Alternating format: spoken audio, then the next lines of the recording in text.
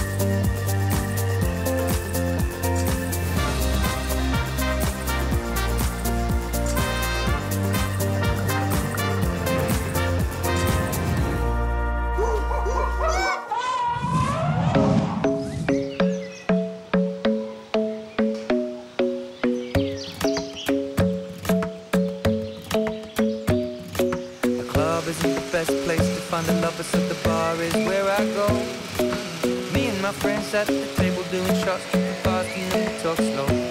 And you come over and start up a conversation with just me. And trust me, I'll give it a chance. Now take my hand, stop it, and the man on the jukebox. And then we start to dance. And now I'm singing like you know. Donc ce matin, je retrouve Charlotte, en fait, qui est chez les chats pêcheurs. On a projeté d'endormir Changa, en fait, qui est la maman de Koi, la deuxième femelle. On en refait un petit point sur les chats pour bien expliquer la situation à Romain. Koi a déjà eu des problèmes la semaine dernière, donc sur lesquels je suis déjà intervenu. On avait fait un bilan. Dans l'intervalle, Changa a elle aussi commencé à présenter des problèmes. Baisse d'appétit, état général modifié, comportement complètement modifié et a priori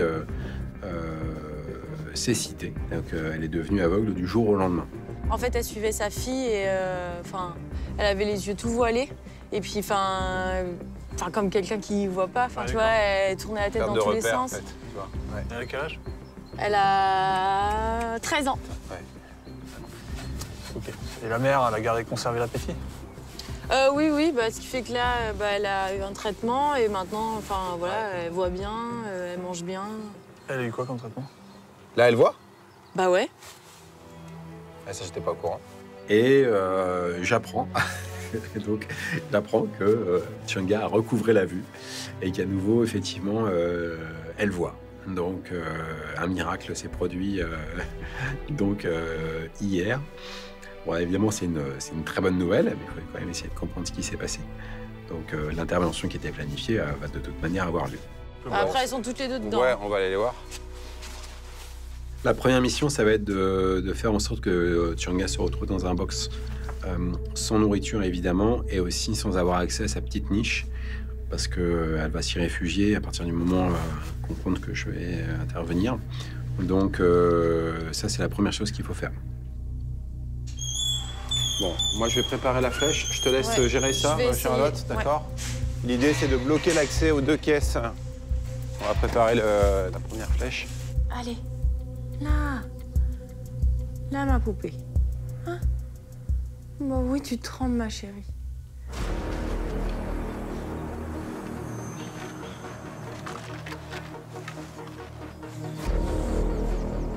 Alors?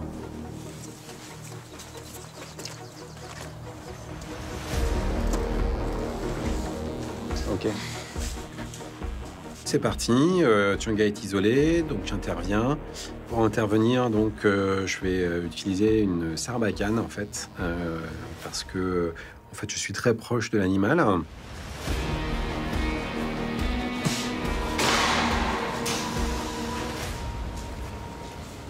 C'est bon?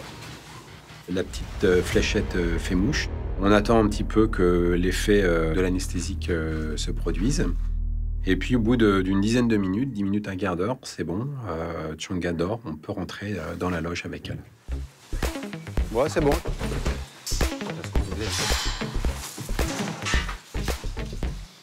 Ce qu'on va faire dans un premier temps, c'est un examen d'abord ophtalmologique, donc pour voir s'il y a des lésions au niveau de l'œil, donc de l'œil en lui-même et puis du fond de l'œil.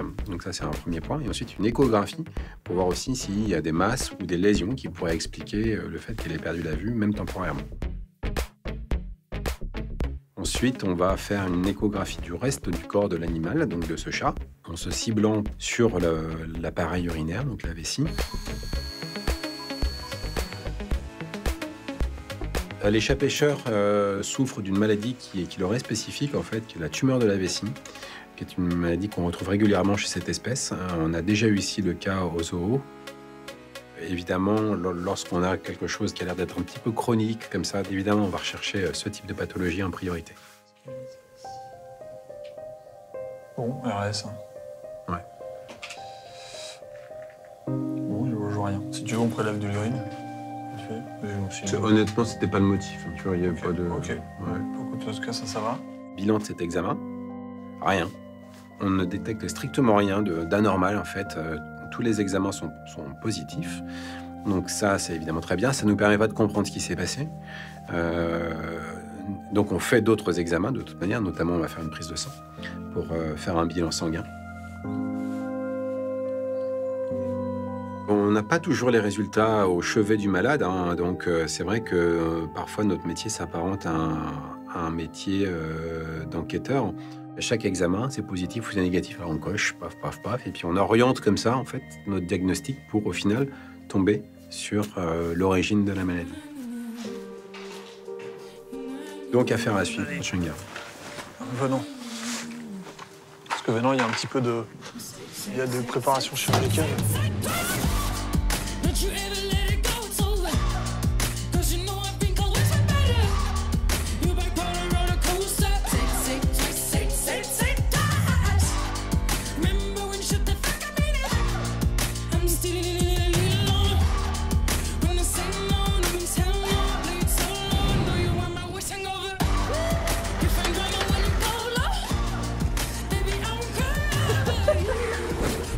Alors, je te laisse faire chauffer de l'eau, Jeannette, je vais chercher le truc. Aujourd'hui, je vais expliquer à Jeanne comment on procède pour faire un bain tortue. Grande formation, le bain de la tortue. Ah, on est bien quand on est dans son bain. Cette tortue, apparemment, n'a pas mangé depuis plusieurs jours, voire plusieurs semaines. Donc, elle pourrait être anorexique, enfin du coup maigrir. Donc du coup, elle vient chez Tata Aurore en coulisses viva, donc en quarantaine du coup, pour que j'en prenne soin et que je contrôle vraiment ce qu'elle mange ou ce qu'elle ne mange pas. Ça va pas suffire. Si on la fait bien chauffer, ok. On va rajouter de l'eau froide. Bien sûr, on ne fait pas une tortue un bain froid, donc on lui donne un bain chaud. Donc il faut prendre de l'eau chaude. Donc on fait chauffer l'eau à la bouilloire. Bon, et maintenant on attend que ça chauffe. Voilà. Et la bouilloire, ça prend du temps. Voilà, on a le temps de voir les minutes qui s'écoulent.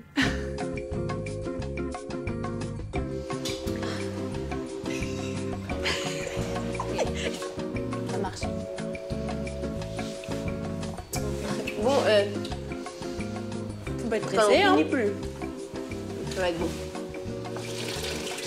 On va mettre les gamelles déjà tout. Donc on prend l'eau chaude, une petite gamelle fraîche et on va voir la tortue.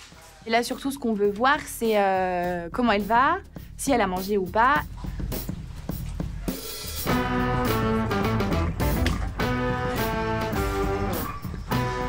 Oui, donc tu dis des bêtes. Oui, bah... Mais tu m'as fait peur.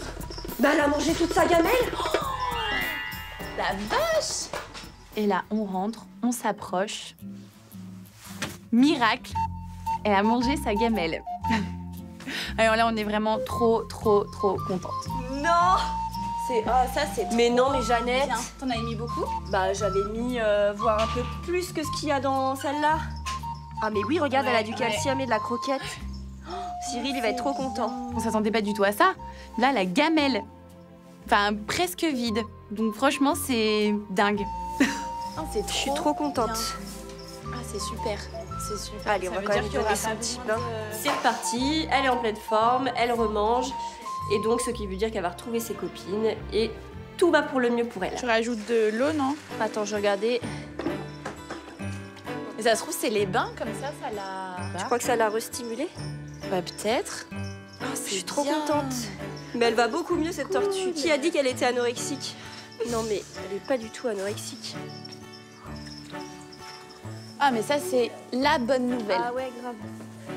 Quand on s'occupe d'une tortue, on s'inquiète autant, on éprouve le même amour, la même force de relation qu'on pourrait éprouver avec ses amis ou avec d'autres personnes, en fait.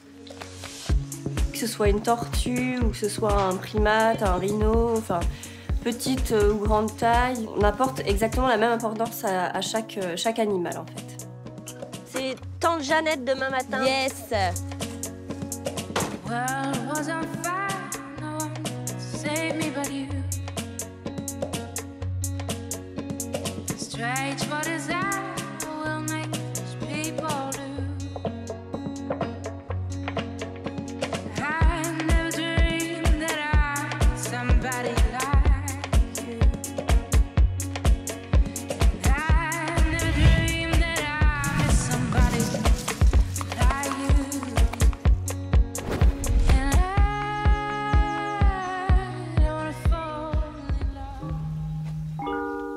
Ça fait maintenant 2 jours que le girafon ne va pas bien et aujourd'hui je décide à nouveau de revenir, tout simplement pour voir si il y a de l'amélioration. Ça va. Comme hier, en fait, il a pas bougé de l'après-midi. Bon, par contre, tout début d'après-midi, il était couché, mais couché. Ça va, bébé? La tête par terre. Tête couchée, ça c'est pas terrible, parce Bah qu'ils font jamais ça. Voilà. Et toute la matinée, en fait, il était debout. Quand je venais et qu'il était couché, dans les 2 minutes, il se levait. Paul m'explique que ce matin, le girafon allait bien. Il a passé la matinée vraiment debout à marcher. Alors, encore une fois, à marcher dans une position qui est anormale. Et c'est ça qui nous inquiète le plus, en fait. Ce qui est quand même bizarre, enfin, tu vois, c'est qu'il a une bonne tête. Il a pas l'air faible, quoi. On garde espoir.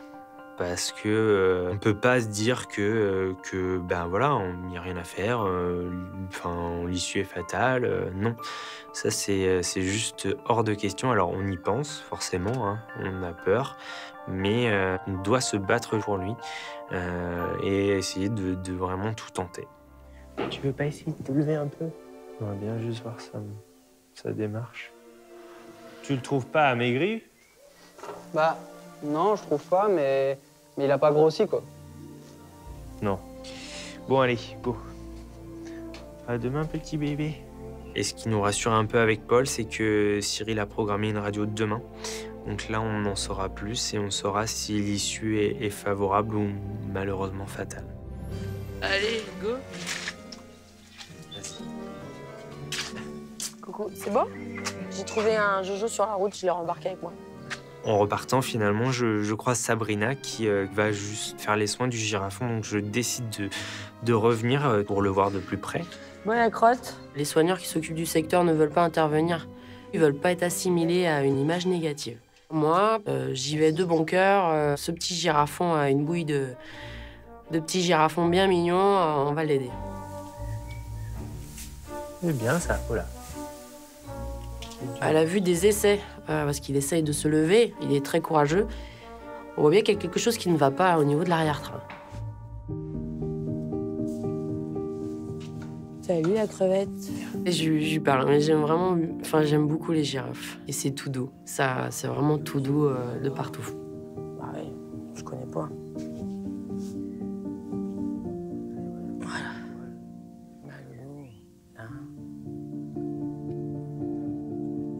D'accord.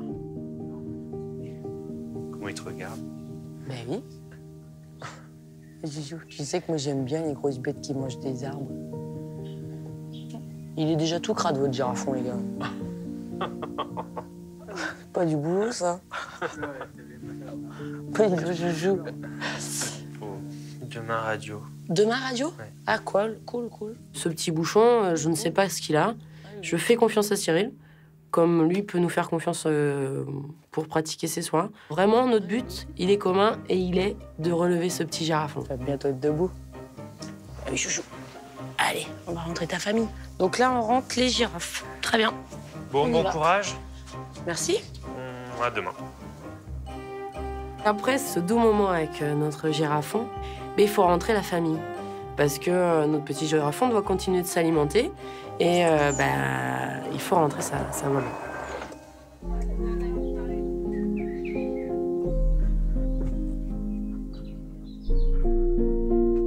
Il faut savoir que dans la nature, ce petit bouchon, il n'aurait pas fait 48 heures. Il n'aurait même pas passé la nuit. Un girafon couché, c'est une proie facile, en fait.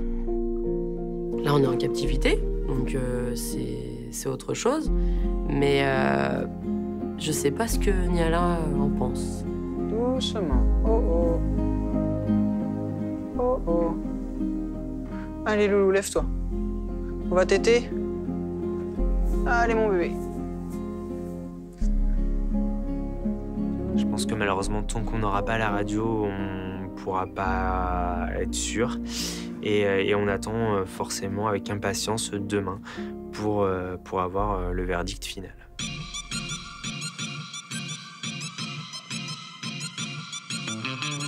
Toujours autant de pluie chez moi. Toujours autant de pluie chez moi. Mais il fait quand même beau. Il fait beau. Il fait beau. Il fait beau. Chez moi il fait beau. Il fait beau. Il fait beau. Il fait beau.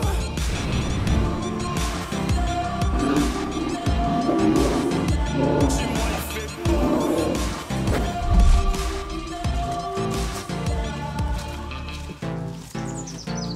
Cet après-midi, je suis avec Romain, le nouveau soigneur, et on va en fait mettre en place de l'enrichissement dans l'enclos des grizzlies juste avant de les sortir. Ça va les gros? Nos 3 grizzlies, on a une femelle, Irina. Ensuite, on a 2 mâles, Igor et Ivan. Et c'est des triplés, donc ils sont nés tous les 3 en Allemagne. On vous prépare un enrichissement? On les a reçus, ils avaient 1 an, donc ils étaient tout petits, tout mignons. Et puis là, ils ont eu 4 ans au mois de janvier. Et ils sont fidèles à eux-mêmes, ils détruisent tout. C'est encore des enfants, quoi. Donc c'est vrai que c'est hyper important de les occuper au maximum. C'est pour ça qu'on essaye un maximum de faire de l'enrichissement dans l'enclos, mais aussi dans les loges quand on les rentre.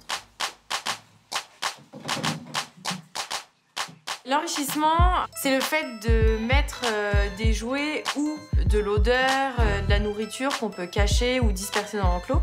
En fait, ça va occuper les animaux, ce qui fait qu'ils vont moins s'ennuyer, mais c'est surtout que ça va obliger les animaux à avoir des comportements naturels en captivité. Allez hop, en avant.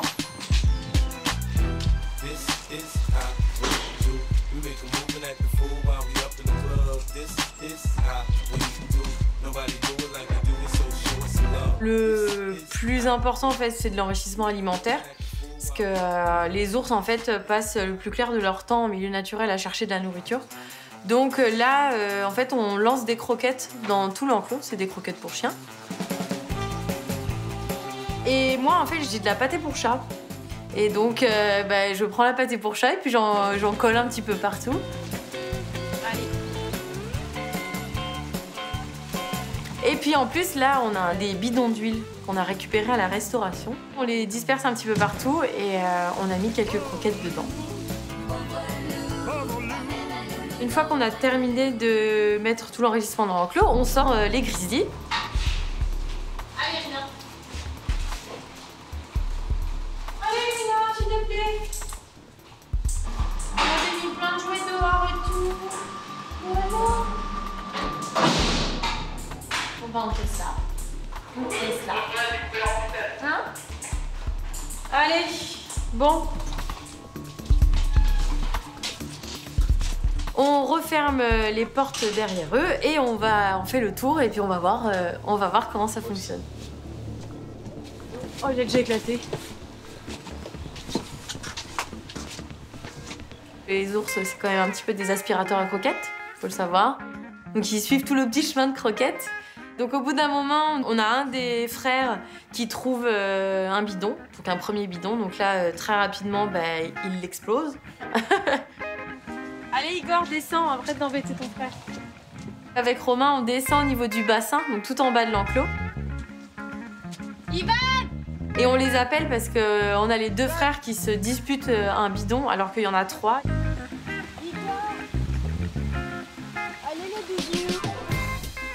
Ivan trouve son bidon, il laisse enfin son frère. Et voilà, et puis il se régale avec son bidon, il descend dans le bassin et puis il joue dans le bassin. Donc, mission réussie, ça fonctionne, il s'amuse.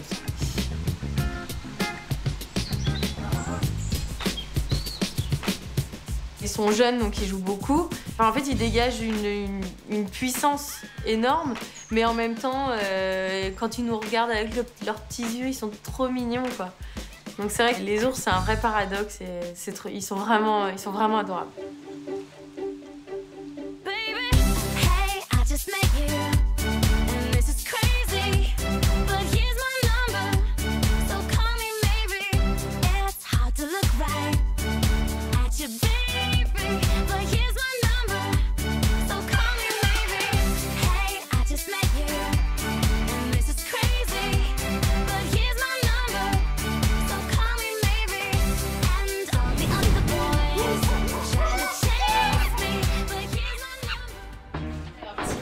Banane, gamelle et moi. Cet après-midi, je suis avec Shai et mission macaco.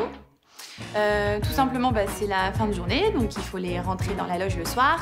Mais en plus, on doit isoler une des femelles qui s'appelle Ruby. Donc les macacos que tu as vus ce matin, oui. Du coup, tu as 2 femelles. Et en fait, si tu veux, il y a toujours eu des périodes où ça se passe très très bien. Et tu as toujours ce moment où d'un coup, ça va clasher entre les 2. Ok. Elles vont un peu se faire un bagarre, tout ça. C'est déjà arrivé qu'à cause de ça, il y en a qui sortent de l'île. Du coup, on a trouvé le truc qui fait que ça se passe toujours bien maintenant. Le soir, on est obligé de rentrer Ruby dans la petite cage que tu as vue qui est dans la loge. Le fait de les séparer, ça met Ruby dans une position d'un peu plus dominée, en fait. Et du coup, ça permet à Rosa de prendre plus d'assurance. Oh, les gros doudous! Du coup, Shai se laisse dehors et tu me rejoins après pour donner la gamelle. Pour pas lui faire peur, moi, du coup, je peux pas rentrer dans le bâtiment. J'espère que ce sera pas trop long. On sait jamais combien de temps ça va durer.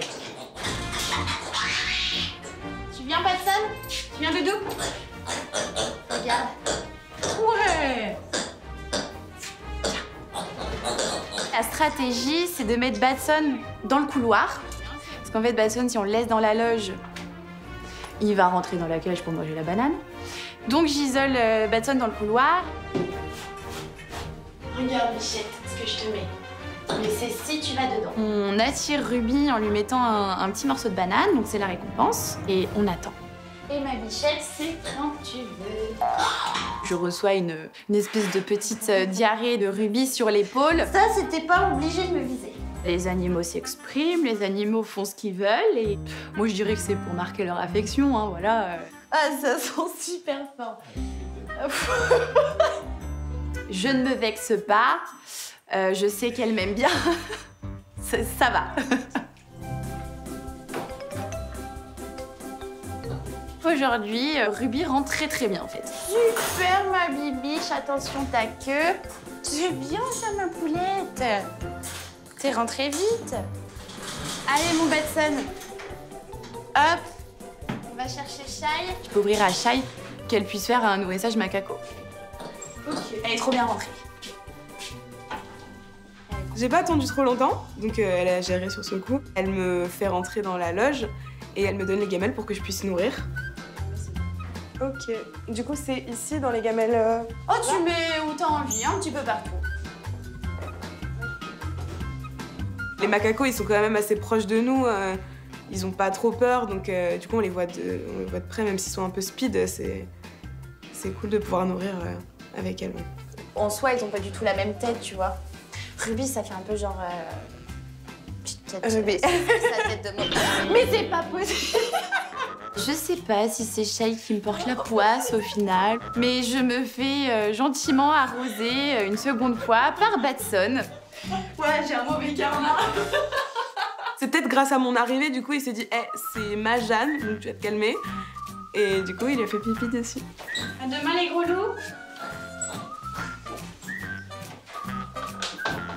C'est pas trop. Aujourd'hui, il faut franchir une étape supplémentaire pour essayer de déterminer précisément ce qui se passe. Cyril a fait appel à un confrère qui lui, a une radio portative. Ça va nous permettre de faire une radio directement dans le bâtiment. Après, je le fais sortir, enfin, tu viens comme...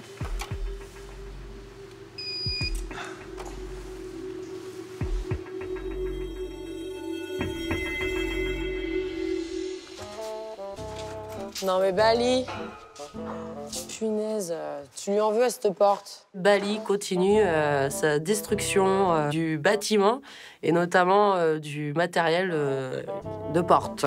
Qu'est-ce qui se passe aujourd'hui avec le matériel? Bah, il a carrément arraché le tubage, en fait. C'est là qu'on se rend compte de la force qu'ils ont, quoi. Puis il faut savoir que Bali, il a quand même que 2 ans.